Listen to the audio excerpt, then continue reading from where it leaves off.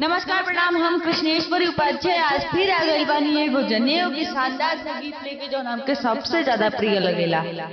तो आई चली सुने के। चैत बरुआ तेजी चले बैसाखे पहुँचेले जी।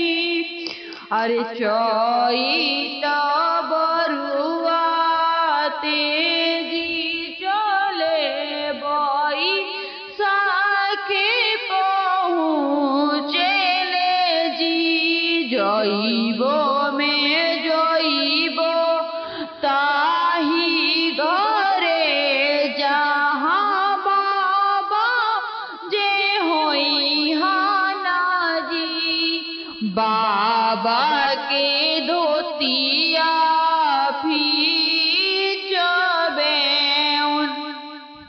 अरे बाबा के धोतिया पीचबो जिन बाबा नहीं गोना दीहाना जी।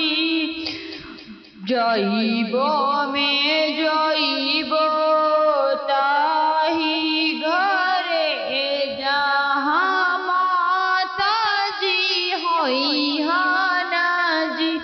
अरे माँ